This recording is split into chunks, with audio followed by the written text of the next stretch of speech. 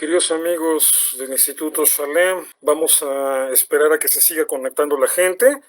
Ya saben, este es un espacio de reflexión, no tanto del texto bíblico, en la búsqueda del significado del texto bíblico, es algo muy complejo, y más bien es un espacio para reflexionar sobre nuestra realidad, sobre lo que nos sucede a nosotros en el día con día, en la vida, en lo cotidiano, y ver de qué manera el texto bíblico nos aporta ideas, nos ilumina un poco, ¿no? En todo esto, orienta la reflexión, orienta la discusión.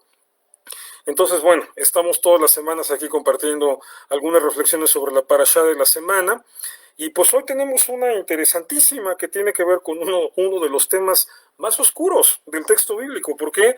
Porque realmente es muy poco lo que conocemos respecto a este personaje de Azazel.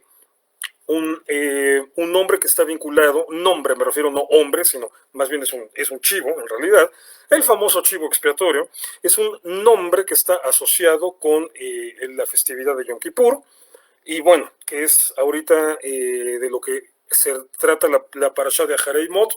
Nos va hablando de las prescripciones para estas festividades, y bueno, aquí aparece el tema de Azazel.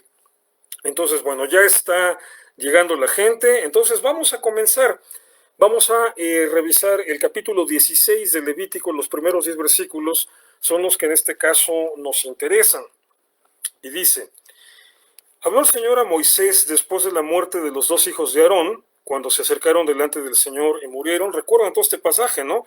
El extraño fuego que consumió a los hijos de Aarón, y que esto lo analizábamos hace un par de semanas, por si quieren buscar el video aquí en los archivos del Instituto Shalem, que evidentemente lo que sucedió fue que entraron borrachos al tabernáculo, provocaron un incendio, murieron ahí, pero claro, el relato bíblico, muy conforme al estilo de la época, al estilo, no me refiero nada más de escribir, sino de razonar, le da toda una explicación religiosa a esto, y hoy vamos a volvernos a topar con este tipo de explicaciones religiosas que de repente, 3000 años después, 2500 años después, nos cuestan un poco de trabajo entender así a simple golpe de vista, ¿no? Pero entonces, bueno, dice, versículo 2, y el Señor le dijo a Moisés: di a Aarón tu hermano que no en todo tiempo entre en el santuario detrás del velo. O sea, se empiezan a poner restricciones. Pero ojo, lo está vinculando con el episodio de Nadab y Abiú, o sea, con el episodio de los hijos muertos de Aarón. Entonces, hay que tomar esto en cuenta porque esto implica que todo lo que vamos a leer ahorita sobre Azazel tiene como punto de partida tomar precauciones especiales. A ver, entendiendo la lógica de lo que pasó. O sea, ¿por qué murieron aquellos dos? Bueno, queda claro que entraron ebrios, provocaron un incendio y murieron. Entonces, primera ley de protección civil, vamos a llamarle así, ¿no? En tiempos modernos. O sea, evidentemente este es un problema de toda la historia. Hay un accidente y entonces hay que aprender a tomar medidas para evitar este tipo de accidentes.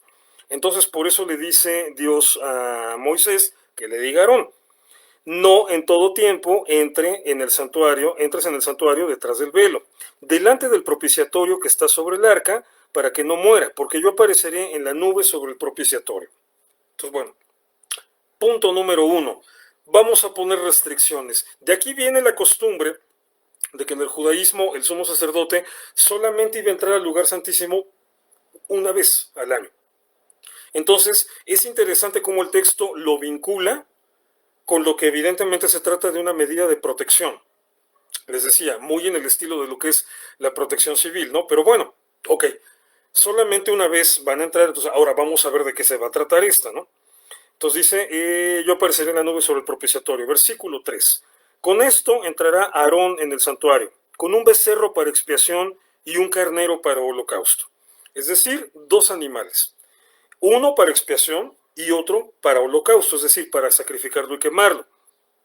Se vestirá la túnica santa de lino, y sobre su cuerpo tendrá calzoncillos de lino, y se ceñirá el cinto de lino, y con la mitra de lino se cubrirá. Son las santas vestiduras, con ellas se ha de vestir después de lavar su cuerpo con agua. ¿Por qué tanto requisito en la vestidura? A ver, traten de empezar a imaginar la conexión que tiene esto con el episodio de Nadab y Abiú, ¿Por qué de repente lo primero que le pide Dios a Aarón? Ok, bueno, vas con los animales para los sacrificios, ¿no? Uno va a ser para expiación y el otro va a ser para holocausto. Pero te me tienes que vestir de esta manera bien correcta, todo con lino, la mitra, o sea, las vestiduras, etcétera. Y dice, y todo eso después de darte un baño completo, de lavar tu cuerpo con agua. ¿Por qué tanto requisito? Porque con todo ese requisito no puedes llegar borracho. O sea, está tomando una medida de precaución muy específica en relación a ese episodio del incendio. Está poniendo una serie de requisitos para que el sacerdote que vaya a hacer ese ritual en el momento indicado, o sea, sepa que tiene que estar sobrio y no se exponga a provocar otra vez un problema de esta naturaleza. Les digo, es a lo que le llamamos hoy en día la protección civil. Pones una serie de protocolos, para esto sirven los protocolos, pones una serie de protocolos, ahora vamos a llevarlo todo a un nivel más abstracto. Pones los protocolos no nada más para no estar borracho, eso es una de las posibilidades. Pones todos los protocolos para estar concentrado, es decir, para estar al 100% en lo que estás haciendo. En muchas ocasiones se van a encontrar este tipo de reflexiones en redes sociales, ¿no? Hagan de cuenta, típica sabiduría de Facebook, ¿no? O sea, la religión es para la gente que no quiere ir al infierno, la espiritualidad es para la gente que ya estuvo allí. O sea, siempre este tipo de comentarios un tanto denostativos de la religión. O sea, como la religión son puras reglas de humanos que solamente te ponen hábitos que no te llevan a nada, no te ayudan a profundizar. No, no, no, no, no, espérame, espérame. Sí, es cierto que tú te puedes quedar en el nivel más hueco de la práctica de la religión y eso no te ayuda en absolutamente nada. Es cierto. Pero tampoco digas que no sirven. Sí sirven. Y sirven mucho. ¿Por qué? Porque te dan disciplina. Te obligan a desarrollar una disciplina. Entonces, aquí justamente lo que está diciendo este pasaje es, entendiendo la conexión que tiene con el episodio del, ¿cómo se llama?, del incendio, entonces nos damos cuenta que, lo que está intentando aquí el texto bíblico es explicarnos que hay reglas, protocolos que te pueden parecer lo huevo. A ver, ¿por qué con lino? O sea, ¿por qué no otra tela? ¿O por qué no la tela que sea? ¿Por qué todo tiene que seguir ese riguroso ritual? O sea, ¿eso te hace realmente mejor delante de Dios? No, es cierto que en última instancia no, pero hace que te concentres. Eso te hace mejor delante de ti mismo. Te hace una persona más disciplinada, más organizada, digamos, más eficiente. Entonces, nunca desdeñen la religión. La práctica religiosa, así con sus protocolos, te aporta algo. Sácale provecho a lo bueno. Digo, sí, efectivamente, no tiene sentido si lo haces de una manera hueca. Bueno, pues entonces no lo hagas de una manera hueca. Hazlo de manera que le saques provecho. Bien, seguimos adelante. No dice, después de que sea de lavar su cuerpo con agua y de la congregación de los hijos de Israel, tomará 2 machos cabríos para expiación y un carnero para holocausto. Otra vez la dupla, lo que es la expiación y lo que es el holocausto. Y que aquí podría surgir la pregunta, bueno, ¿cuál es la diferencia? Ahorita nos la van a explicar.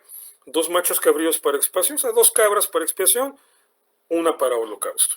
Y dice, y hará traer a Aarón el becerro de la expiación que es suyo, y hará la reconciliación por sí y por su casa.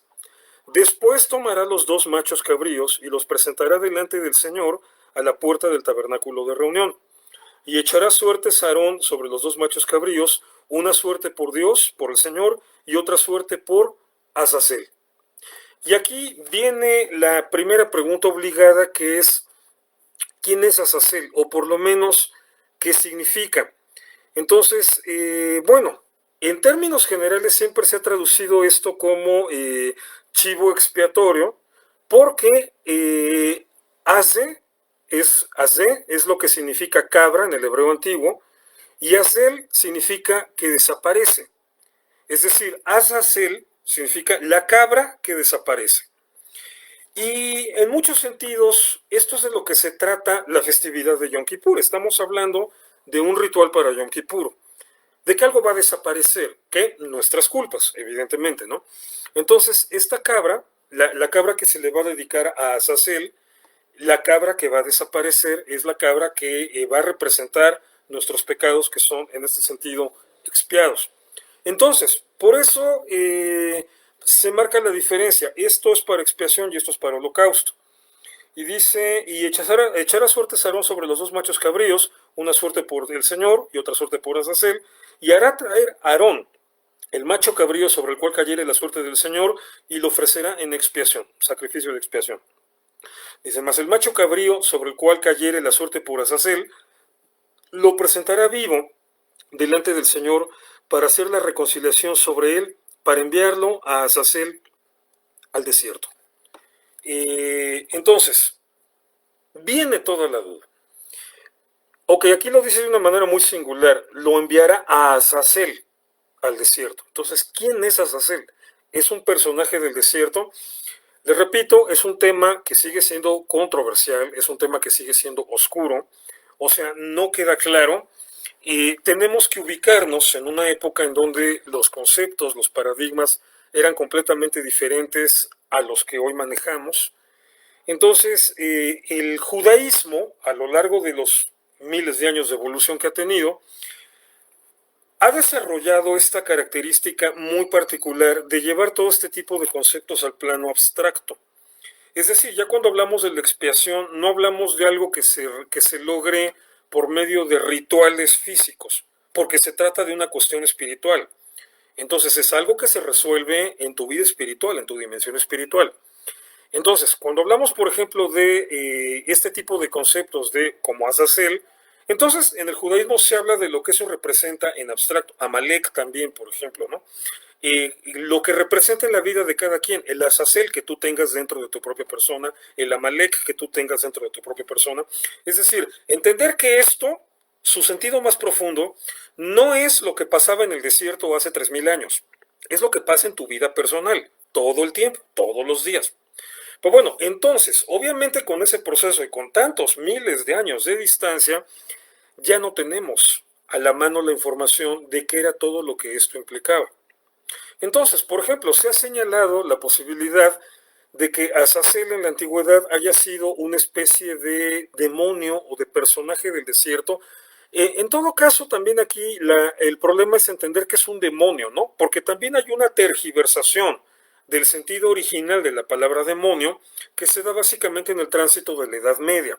O sea, el daemon, que es la palabra griega con la que suelen traducirse este tipo de personajes, daemon significa más bien espíritu, o sea, fantasma. De repente más bien la idea sería la de un espíritu, lo que hoy llamaremos un espíritu, más que la de un demonio, es decir, una entidad espiritual negativa que está viendo nada más cómo te fastidia. No, no, no, o sea, no es necesariamente la idea. Entonces, está ahí abierta la discusión de hasta qué punto Azazel podría haber sido un espíritu del desierto, al que había que también presentarle, digamos, su plato de comida anual, ¿no? Entonces, para esto se soltaba este cordero.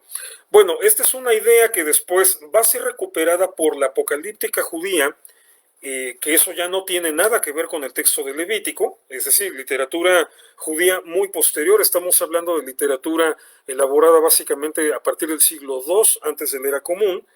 Y entonces Azazel va a aparecer otra vez en algunos libros judíos apocalípticos, como el libro de Enoch, como el Apocalipsis de Abraham, pero ahí ya va a aparecer como un ángel caído, que es el término hebreo original para hablar de lo que hoy les llamamos demonios. Les repito, aquí hubo una confusión, una mezcla, una evolución más bien de los términos, porque todos los idiomas evolucionan y de repente ciertas palabras toman matices que antes no tenían, que, bueno, es lo que hoy llamamos demonios, ¿no? Pero que, digamos, en la tradición judía serían los ángeles caídos. Bien, Azazel va a representar uno de ellos, pues les digo, eso pertenece al universo de la literatura apocalíptica, no al de la Torá. En la Torá no se le da absolutamente ningún sentido similar. Aquí lo que llama la atención es la naturalidad con la que se le menciona. Entonces, esto nos permite suponer que en la época en la que se escribe esto, toda la gente, mal o bien, sabrían quién es Azazel, dónde vive Azazel o de qué se trata Azazel. De tal manera que lo mencionan de esta manera tan natural. Entonces tomas las dos cabras, echas suertes, una le toca a Dios, otra le toca a Azazel. La que le cayó la suerte de Dios, vas, la sacrificas normal en el tabernáculo como debe ser, y la que le tocas hacer, la sueltas en el desierto. Y como que no, al no dar especificaciones, pues se sobreentiende que la gente entendería de qué se trata, o tendría el referente cultural de qué se trata. Como si ahorita te dijera, te escribiera un texto, ¿no? Donde explico, no, sí, bueno, fue un partido entre el Barcelona y el Real Madrid y se puso buenísimo. Y ya, o sea, no te digo más, no te necesito explicar más. Te guste o no te guste el fútbol, sabes de qué estoy hablando. Pues ese documento se encuentra dentro de 3000 años y ya nadie se acuerda, ya nadie sabe. Se perdió toda la información sobre lo que era el clásico en el fútbol español. Entonces, bueno, los arqueólogos se van a quedar con cara de, bueno, ¿quién sabe a qué se refería? Vaya uno a saber si van a decir a lo mejor eran dos demonios que tenían que estar en competencia todo el tiempo. O sea, esa es la parte fascinante de la arqueología. O sea, que de repente verdaderamente no sabemos de qué estamos hablando. Obviamente se necesita tener alma de historiador para encontrar esto fascinante, digo, porque a veces puede ser desesperante, puede ser angustioso, ¿no? La duda de, bueno, ¿de qué habla aquí? Digo, por si a Sacel se me podría aparecer en la ventana de mi casa, no, olvídenlo, eso no pasa, pero me refiero, lo fascinante que es no saber de qué estamos hablando y estar conscientes de que la forma en la que han evolucionado las ideas tal vez nos hayan llevado a un punto de tener una percepción totalmente tergiversada de esto. Pero bueno, son nuestros límites y hay que aprender a convivir con ellos, ¿no? Entonces vamos a ver un poco más lo que dice el texto bíblico. Dice después en el versículo 11, y hará traer Aarón el becerro que era para expiación suya, y hará la reconciliación por sí y por su casa, y degollará en expiación el becerro que es suyo. Después tomará un incensario lleno de brasas de fuego del altar delante del Señor y sus puños llenos del perfume aromático molido, y lo llevará detrás del velo. Y pondrá el perfume sobre el fuego delante del Señor, y la nube del perfume cubrirá el propiciatorio que está sobre el testimonio para que no muera. ¿Por qué es importante? A ver, ¿ustedes creen que este pasaje realmente es así muy importante, este párrafo que acabo de leer? O sea, después de lo de Azazel, que es lo aparentemente interesante, otra vez regresa al tema del ritual en el santuario. Como que eso ya no parece tan importante y sin embargo es capital lo que estamos leyendo acá. ¿Por qué? Porque otra vez estamos leyendo el protocolo del que se empezó hablando en el capítulo y estamos leyendo algo sobre lo cual, digamos, están girando las instrucciones de protección civil, volvamos a llamarles así, ¿no? O sea, este momento en que Dios le dice, a ver, acuérdate de lo que pasó con Nadab y Abiú. Entraron borrachos, causaron un incendio y pasó todo esto. Entonces, te voy a dar una serie de reglas, así lo diría un funcionario público de hoy, te voy a dar una serie de reglas, un protocolo. Platiquen algún día con un paramédico o con un enfermero, con un médico, sobre la cantidad de protocolos que tienen que seguir en situaciones críticas, sobre todo. O sea, por ejemplo, en caso de un accidente grave, que se yo, un incendio, o en caso de un temblor que se derrumba un edificio y hay que empezar a sacar heridos, los que llegan de protección civil, paramédicos, médicos, ejército, cuando es necesario que también ayuden, lo primero que tienen que establecer es toda una serie de protocolos a seguir. Entonces, las situaciones críticas se resuelven mejor si se hace con protocolos. Allí está en la Biblia. Para que no vuelva a pasar lo de Nadab y Abiú, para que no vuelva a entrar alguien borracho y provoque un incendio, ahí te va todo un protocolo. Entonces, primero la ropa, te la tienes que poner así, así, o sea, tienes que vestirte de una manera especial, como cualquier paramédico, por ejemplo. Lo pudieron ver ustedes ahorita todos los enfermeros o la gente que estaba atendiendo pacientes en los hospitales que recibían a toda la gente contagiada de COVID, o sea, todo el tipo de protección, de indumentaria de protección que se tenían que poner, protocolo de la ropa. Tienes que lavar tu cuerpo, desinfección, segundo, igual, es lo mismo. De repente parece que mete lo de Azazel, como que lo insertan ahí, y luego agarras dos cabras, una se la rifas a Dios, otra se la rifas a Azazel, una la sacrificas, la otra la mandas al desierto, y de repente parece que regresa otra vez al tema de la protección civil. Porque fíjate, aquí es ya donde te explica lo que tiene que hacer Aarón, el sacerdote, cuando entra con el fuego. Lo que dice, y pondrá el perfume sobre el fuego delante del Señor. ¿Qué el perfume qué es? Estamos hablando de, o sea, obviamente no es un perfume tipo Chanel número 5. Estamos hablando de algo obviamente más rudimentario, pero que al final de cuentas, si es perfume, es que es alcohol. Y si es que es alcohol, es que es combustible. Entonces, aquí nos está recordando que estamos hablando de todo un proceso ritual en el que se corría el riesgo de que hubiera incendios, que Nadab y Abiú no lo habían sabido manejar y que por eso habían provocado un incendio y por eso habían muerto. Entonces, aquí te está diciendo, bien, después de seguir todos estos protocolos, ya estás listo para tomar las cosas, manejarlas bien y seguir con el protocolo sin provocar un incendio. Poner el perfume sobre el fuego delante del Señor, y la nube del perfume cubrirá el propiciatorio que está sobre el testimonio para que no muera. O sea, vas a provocar un asunto de combustión, dice la nube, ahí lo dice textualmente, la nube del perfume. O sea, va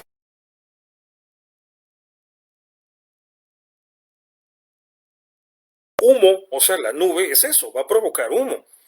Dice, pero lo tenemos que hacer de tal manera que esté controlado para que no haya muertos. Y dice, y tomará luego de la sangre del becerro y la rociará con su dedo hacia el propiciatorio y el lado oriental, hacia el propiciatorio esparcirá con su dedo 7 veces de aquella sangre. O sea, seguimos con los protocolos así como muy específicos para mantener la concentración bien puesta. Y después degollará el macho cabrío en expiación por el pecado del pueblo y llevará la sangre detrás del velo adentro y hará de la sangre como hizo con la sangre del becerro y la esparcirá sobre el propiciatorio delante del propiciatorio. Así purificará el santuario a causa de las impurezas de los hijos de Israel, de sus rebeliones y de todos sus pecados. De la misma manera hará también el tabernáculo de reunión, el cual reside entre ellos en medio de sus impurezas. Entonces, a ver, tenemos dos opciones. Una, pensar que lo de Azazel está insertado allí de una manera un tanto extraña, un tanto bizarra, que podría ser incluso una interpolación tardía.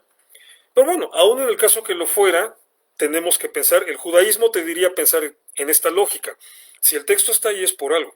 O sea, no lo pusieron ahí de gratis. Quien lo haya puesto, ya sea que el redactor lo escribió así de corrido o que alguien lo incorporó allí después, porque sí, parece muy raro, ¿no? Te está hablando de toda esta manera de irte con cuidado con un ritual que involucra fuego, que involucra combustible, que va a provocar humo, para que ese humo no se te convierta en incendio, y de repente ya en la mitad te habla de 2 cabras, que una la tienes que rifar acá, otra allá, y mandársela al desierto, a lo que probablemente era un demonio, bueno, un espíritu del desierto. La otra opción que tenemos es entender que todo este asunto de Azazel es parte de este protocolo de seguridad civil, de protección civil, que de alguna manera tiene un sentido para evitar que el ritual en el santuario, en el día de la expiación, se pudiera convertir en una tragedia, se pudiera convertir en una catástrofe. Ok, no le podemos dar un sentido mágico, y no porque no se valga, digo, más bien porque no tiene sentido en pleno siglo XXI, según el calendario occidental, o en pleno siglo 58, según el calendario hebreo. O sea, no vamos a decir que rifando animales, uno para Dios y otro para el diablo, vamos a decirlo de esa manera, no es lo que significa el texto, aclaro, digo, nada más estoy recurriendo a lo que se llama una falacia de hombre de paja, o sea, exagerando, haciendo un poco más ridículo el asunto para enfatizar el punto en este caso. No crean que rifándole un animal a Dios y otro al diablo, vamos a evitar accidentes mortales en espacios públicos. Pero tenemos que entender que este es un texto antiguo en donde este tipo de razonamientos eran más bien lógicos. Entonces, recuérdese que en el caso del incendio que le costó la vida a Nadab y a Abiú, obviamente el pasaje no nos dijo, llegaron Nadab y Abiú bien borrachos, tiraron algo, se cayeron con algo, provocaron un incendio y se murieron. No nos lo dice así. Nos dice que presentaron un fuego extraño delante de Dios y entonces salió fuego delante de la presencia de Dios y los consumió. O sea, le da una narrativa propia de la época antigua. Eso que nosotros hoy le llamaríamos mágico. No sé hasta qué punto realmente sea correcto decirle mágico, me refiero. Hay que entender que ellos escribían bajo otro paradigma, otra manera de organizar las ideas. Entonces, a lo mejor no estaban pensando en algo tan diferente a nosotros, pero lo estaban escribiendo como se escribían las cosas en esa época. Entonces, aquí el detalle es que En el contexto de una serie de instrucciones que te ponen una serie de protocolos para evitar que pierdas la concentración y que corras el riesgo de provocar un incendio y una catástrofe, sobre todo porque es el momento más sagrado del año, parte de esos protocolos son esta cuestión de los dos machos cabríos, del que había que sacrificar delante de Dios y el que había que entregarle a Azazel. O sea, la cabra que va hacia afuera. Aquí, entonces, lo que está presente es la idea de que, al final de cuentas, sí existe una dimensión espiritual que determina los accidentes que te ocurren. O sea, esta es la creencia inherente a este texto antiguo, ¿no? O sea, digamos, tienes que saber seguir, vamos a decirlo en terminología hippie o en terminología New Age, tienes que saber seguir la vibra del universo, la energía, fluir con la energía del universo, para que las cosas te salgan bien. Si ya lo vamos a analizar a nivel ético, podemos ser un poco más concretos, ¿no? No decir algo tan ambiguo. O sea, eso de las vibras, la energía, no algo más concreto. O sea, si haces cosas buenas, si siempre haces las cosas bien, pues lo que puedes esperar son consecuencias buenas, ¿no?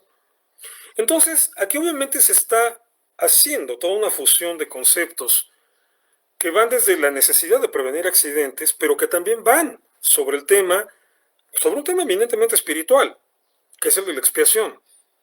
Y por eso aquí se fusiona la cuestión de los sacrificios con la cuestión de la protección civil. Digo, porque, ok, es el sacrificio de expiación. ¿Qué necesidad había de mencionar todo lo de Nadab y Abiú y todo lo de la ropa y lávate y, o sea, todos los protocolos? Si nada más al final de cuentas todo podría quedar reducido a vas a presentar un sacrificio, agarras dos cabras, una para Dios, otra para Azazel y ya, sacrificas, ya. Bien, punto número uno, deducción número uno. No era un sacrificio sencillo. Evidentemente no es un sacrificio sencillo. ¿A qué me refiero? Me refiero a que es un sacrificio, era un tipo de ritual que podía provocar explosiones, o sea, que podía provocar incendios. Entonces, toda esta posibilidad de que no es que con la magia de Azazel, ¿no? O sea, le mandamos el animalito al espíritu del desierto y ya no va a haber incendios. No se refiere a eso. No se refiere a ese pensamiento mágico.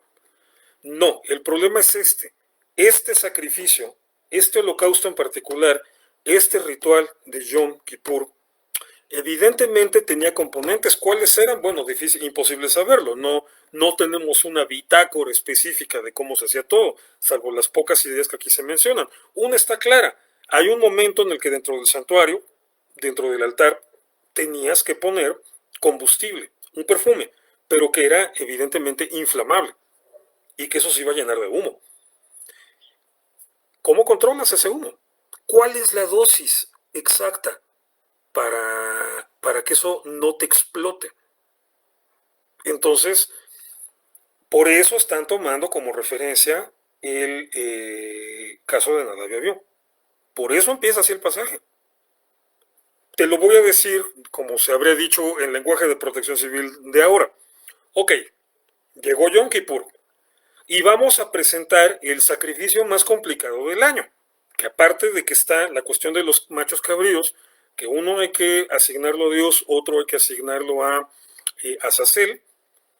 Entonces, aparte de todo el ritual normal de sacrificio, o sea que uno hay que degollarlo y quemarlo, el otro hay que enviarlo al desierto, pero bueno, todo el ritual de quemado en el santuario por el tipo de protocolo especial que vamos a seguir y por el tipo de perfume, o sea, de combustible que vamos a utilizar, que vamos a poner sobre el fuego del altar, hay riesgo, es peligroso, tiene una posibilidad de que nos explote, ya nos explotó una vez, hubo muertos, tiene una posibilidad que nos explote, entonces hay que irnos con cuidado. Por eso les voy a dar todas estas medidas de seguridad. Se me visten de esta manera, se me bañan antes de todo el asunto. O sea, siguen con un protocolo específico para evitar que esto se salga de control. Entonces, Más allá de las dudas que nos quedan sobre Azazel, sobre lo que podría ser este personaje, lo fascinante, lo fascinante de este pasaje, que creo que es lo que nos habla mucho a nosotros el día de hoy, es la noción de que cuando tienes que enfrentar algo que es una situación crítica, que implica un riesgo, o sea, es que imagínate, por ejemplo, no sé si me esté oyendo algún médico, algún cirujano, por ejemplo, cirujano especialista en cirugías del corazón, cirugías del cerebro.